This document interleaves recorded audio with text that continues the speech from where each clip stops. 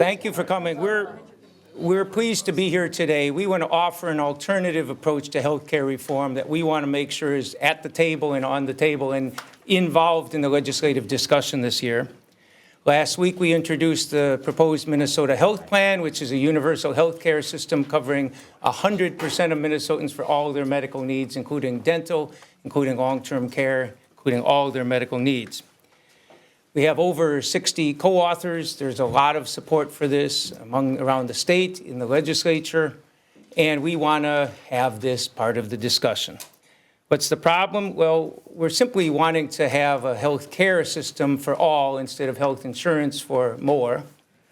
The problem right now with our health care system starts with probably the best health care available in the world, the best doctors and nurses and hospitals and medical clinics, the best medical technology and research, but the worst system for accessing it. And I see roughly two overall problems. One is about 5% of the public that doesn't have any coverage, and the other is most of the other 95% who have coverage but have ever-tightening networks, higher copays and deductibles, huge deductibles, gaps in the coverage. And that's where we are now, and the Republican proposals are going to make it worse.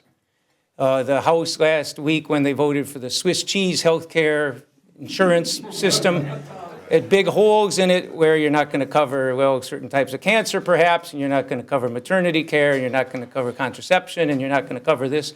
It's one of the things they've done. The other approach they had that they actually succeeded in was having for-profit insurance companies into the state, people who know that the way to make profits is not by delivering care, but by denying claims. That's the way they increase profits. So that's where we are now. And most of the reforms in the last 30 years have been aimed at making it more difficult for people to access health care. Again, the tighter networks, the copays, deductibles, prior authorization, all those sorts of things. And with the Republican efforts to make it worse, you got to say, where are we headed? They've been successful at putting barriers to people getting health care. Yet, even so, we spend twice what other countries in the world spend on health care. There may be 3 or 4 exceptions to that, and they spend far less than us. But we're spending twice what everybody else in the world spends on health care, despite those barriers. And I think that should beg the question, why would any society try and make it more difficult for people to access health care? Why do we want to make it so diabetics have trouble getting their insulin, or parents wrestle with whether to take their kids to the doctor? Why do we want to put those barriers in? So that's why we come forward and we say it's time for a new approach. Minnesota Health Plan, as I said, would cover everyone for all their medical needs. It would leave choice of provider not to a network or some insurance company, but a choice of provider to the patient. It would leave medical decisions to the patients and their providers, not insurance companies or others telling them what to do. And this is have premiums based on ability to pay, so it'd be affordable to everyone. The evidence from around the world, the evidence from economic analysis suggests it's actually cheaper to keep people healthy and help them get care when they need it than to play all these games to make sure nobody overuses care, which has not been a success. We think this makes sense. We want to make sure it's at the table. And with that, I'm going to turn it over to Representative David Bly, who's the House Chief Author of the bill. Thank you, John, and thank you for coming to join us here today. We're surrounded by many supporters in the legislature and in the public as well here today. And when I first started running for office in 2002, healthcare was perhaps the most common anxiety that people talked about and that they wanted solutions for. And I early on learned about this type of policy as an answer and a solution, and it was one of the things that I ran on, and I'm happy to be here today to reintroduce this bill and talk to the public and move it forward, hopefully. Until the Affordable Care Act, as John was mentioning, a lot of the policy provisions that come forward have actually been to identify a problem they called overuse of health care and trying to limit access to health care through the insurance companies, which has really been an issue that I continue to hear about even today. I think the Affordable Care Act had as a goal establishing universal health care, but it has fallen short of that. And because it's used the market model of insurance companies, it's made it even more complicated and harder to get. as John also mentioned, many other countries have chosen this kind of policy to make sure that their citizens have security and have the ability to make sure that they will move forward. This has helped entrepreneurship. It helped small farmers and business people throughout the world to make sure that they could count on that kind of care and not be restricted from it, like we see here in Minnesota and in other states. So I think this is really an important step for us to take, and we believe that there's tremendous support out in the public for this kind of thing among small business owners and among farmers who are really held out of being able to get access because of other things that happen with insurance companies, whether it's co-pays and other things like that. So we really think that this is a way to help our citizens gain greater freedom to do the kinds of things that they want to do in their life and not restrict them from being able to be sure that they have access to health care. And that's something that I strongly believe in and hope that we can persuade our other legislators. And I'm glad that there are 42 some House members who signed on to the bill. Maybe more will be beginning to do that as well. But thank you for joining us today, and we're very proud to be here to move this policy forward. Thank you. I think we'll have somebody else. Yeah, Rose Roach. Good morning. My name is Rose Roach. I'm the Executive Director of the Minnesota Nurses Association. The Minnesota Nurses Association is here today not only in support of Senator Marty's Minnesota Health Plan, we're here to say loudly and enthusiastically that it's about time. Finally, the proven solution to the healthcare crisis that rages on in this state and in this country. Nurses don't care about your insurance card or your credit card. Nurses care about your get well card. As natural advocates for their patients and frontline workers in the healthcare world, who better to articulate the reality of a system that puts corporate greed over human need? The corporatization of our healthcare system is no small matter. Nurses understand the clinical side of patient care, but they also understand the business side of healthcare and know that the current system is simply unsustainable, with as much as 30 cents of every healthcare dollar going to something other than direct care. Nurses do not believe that anyone should profit from another human being suffering. Nurses tell us that the patients that they see these days are sicker than ever before, and that's because patients get less preventative care, they wait longer for care, and not everyone has the same access to care. As the most trusted profession in the nation, for nurses, this is an inequity that is unjust, and M&A members cannot sit idly by and allow it to continue. We have a fragmented multi-payer system based on those who don't provide care, making a profit off those who need care, and that's inhumane and immoral. All we're talking about here is a system whereas everyone gets the care they need when they need it, not just when they can afford it. The reality is we don't consume health. There is no choice between illness and health. When you're diagnosed with cancer, your main focus, and your families, as it should be, is to get well, to get the treatment you need, not to go shop for the cheapest radiation or chemotherapy. That's why the Minnesota Nurses Association fully supports the kind of healthcare system proposed in the Minnesota Health Plan. It's patient-centered. Time and time again, study after study has soundly demonstrated that such a system does four things. It saves money, it guarantees coverage for everyone, it improves quality of care, and most importantly, it saves lives. Healthcare is a public good and should be treated as such, not like a commodity traded on a market of precious metals. There's plenty of money in this system. We just need to allocate it towards actual care. Nurses are healers. When you're sick or injured, nurses want to heal you, period. A major role of nursing is centered on patient advocacy. So for nurses, fighting for a humane healthcare system is the ultimate way to advocate for their patients. Thank you, Senator Marty, for bringing forward the type of a system through the introduction of the Minnesota Health Plan. Thank you.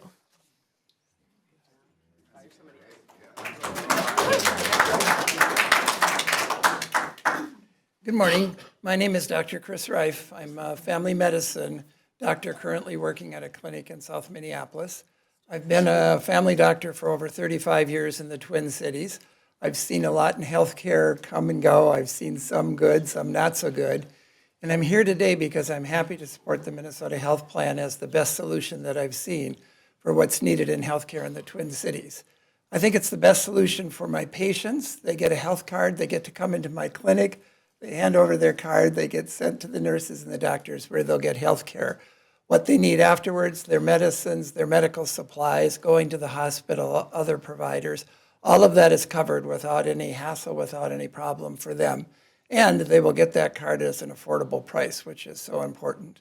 I also think it's the best plan for doctors because as doctors, I'm kind of tired of worrying about co-pays, deductibles, prior authorizations, in-network, out-of-network. And none of that really has to do with health and healing. And that's the job that I've been trained to do, and that's the service I want to bring to my patients, to my community. Thirdly, I think that this is a better system. So not only is it good for doctors and for patients, but it's good for our state, it's good for what we have. To have a system that puts all of the money into providing care and not into administrative cost is really good. To have a system that's able to bargain for decent health prices, decent medication prices is really important. We all know what's happening there. To have a system that supports primary care doctors like myself to go and work into communities that need us in the rural community and the urban communities, to support rural hospitals, to support all of the services that we need in our cities, that's a good system. So I'm here as myself as both a doctor and as a consumer of healthcare, but I'm also here as part of an organization of doctors in Minnesota, Physicians for a National Health Plan. We have over 1,000 doctors that support a system like Minnesota Health Plan that will get care to everybody and will do it in a reasonable way. When I talk to my family medicine doctors, even those that haven't signed up for our program very much believe in a system that offers care for everybody, does it in a financially responsible way, and does it in a way that promotes healing and care and not just how do you overcome sickness. So I want to say thank you to Senator Marty and to the other legislators that are supporting this bill. I think we've got something on the table that just won't fix a few things, but will actually provide a healthcare system that's good for patients, good for doctors, and good for Minnesota citizens. Thank you.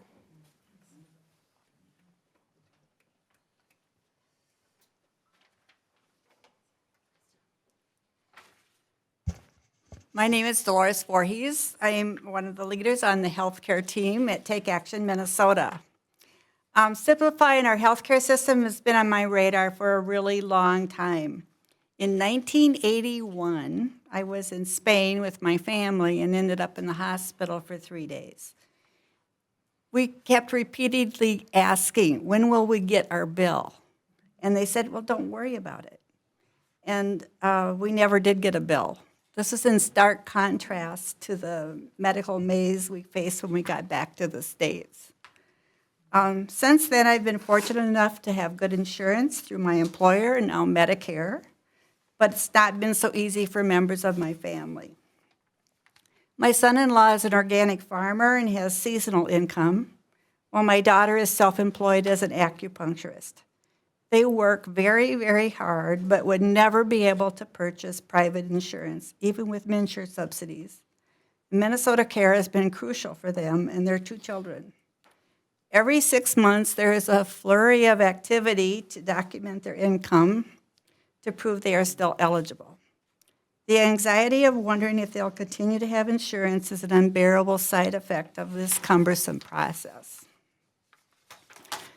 Corey, a young man that I've mentored since he was 12, is a type 1 diabetic. Over the years, he's had medical assistance and Minnesota Care, but has fallen between the cracks too.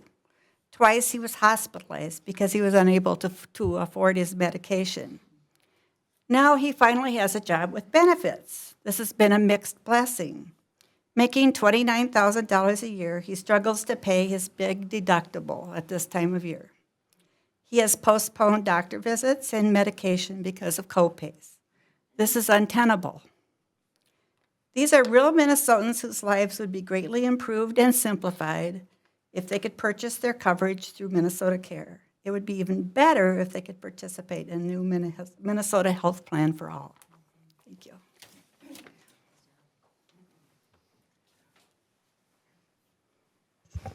Greetings, my name is Heidi Morlock, and I'm a farmer in Belle Plaine Township. My husband is a church musician. We have 2 boys and have lived on my grandparents' farm since 2000. I'm a member of the Land Stewardship Project, and healthcare is a huge issue for our farmers and for all of our members. It's a barrier for young people wanting to start farming. It takes away from farms by forcing one family member to get another job for health insurance. And it's not just the farmers in rural areas who are affected by out-of-control healthcare costs. It's people trying to run a small business or working multiple part-time jobs, or folks wanting to retire, or a parent wanting to stay home with the kids.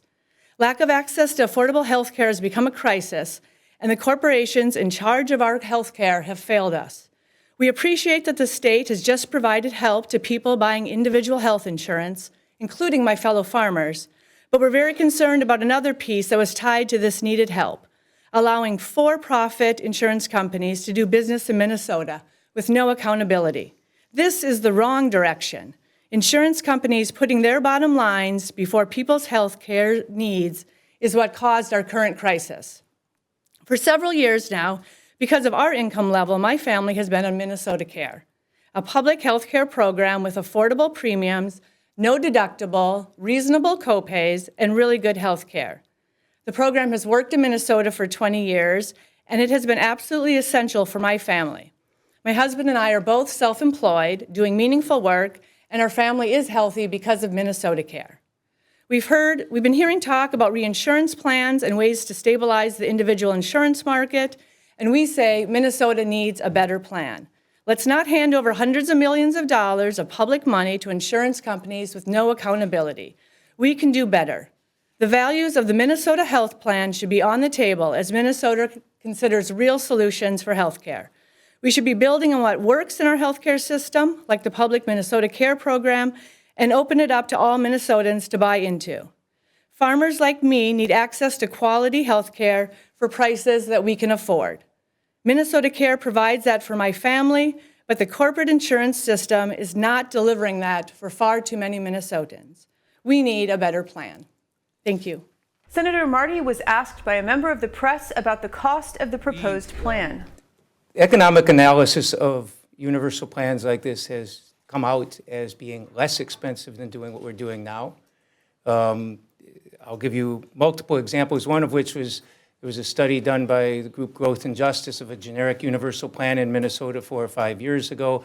Was actually conducted, the research analysis was by the Lewin Group, which is a health economics consulting firm. Happens to be the parent company of Lewin Group is United Health Group. They're not obviously in favor of a system that would replace insurance, but they did come up suggesting it would save, I think the fact sheet had some of the numbers they had used in there, would save a median income family several $1,000s a year.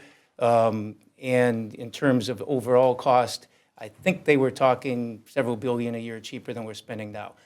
The difficulty is we're talking about refinancing the entire healthcare system, where you'd pay your healthcare, it'd be premiums based on ability to pay for individuals and families, and for businesses it would be a payroll tax. For right now, what we have is 1,000 different sources of revenue here and there, and we think it's actually going to be cheaper. Economic comparisons around the world suggest the same thing, significantly cheaper. But we've actually asked for an economic analysis. The governor put $500,000 in his budget last year to try and make that happen. That did not pass. We think we got to move forward on getting more details, but the bottom line is the assumption is it will save money to give people health care when they need it. Asked why the DFL is promoting this plan now, considering that Republicans have majorities in both the Senate and the House, Representative Bly answered. The public option also fits into the kind of market competition model that we have now, and it does offer a choice for people that they don't currently have, and is helpful in that way. But what we're talking about is we want doctors and clinics to be providing the competition for the clients that they might serve rather than insurance companies. So much of the talk is about getting access to insurance, which does not, as proven, give people access to health care, which is a really important distinction. There was also another study maybe 10 years ago done to the earlier question by the state of Colorado, comparing all of the plans that they could possibly do. There's one very much like the Minnesota Health Plan, which would have saved over $1 billion, the Lewin Group determined. So we really believe that this is a way for us to contain costs and have in place a policy that will improve our healthcare system, make it more available to people, and really be able to do things that we can't do right now. And in response to a question of how the proposed plan would work compared to how people currently use health insurance. First of all, the premiums that you now pay to either through your employer or pay directly to health plan, you'd be paying them to the Minnesota health plan. The premiums, unlike the current ones, would be based on ability to pay. So it's affordable to everyone. Everybody pays something. It would replace co-pays and deductibles and excluded care because, again, it covers things like dental care that are often not covered now. So it would be paid for in that manner. And one thing to help give people a picture of how this works, if you want to see what the difference between what we're doing now and what we're proposing to do would be to compare how we fund our schools versus the way we fund our hospitals. If we ran our schools the way we run our hospitals, every teacher at the end of every day might spend 15, 20, 30 minutes calculating how much time he or she spent with each student, then they'd send it to the billing office, and the billing office would fold in all the overhead, the utilities and everything, and then they'd send it to all the families, the parents, and their school plans, their Blue Plus education plan and their whatever education plans, and then they would all pay for different services at different rates, and the parents would have to pay co-payments, and some of them wouldn't pay it, and therefore you'd have to have a collections office.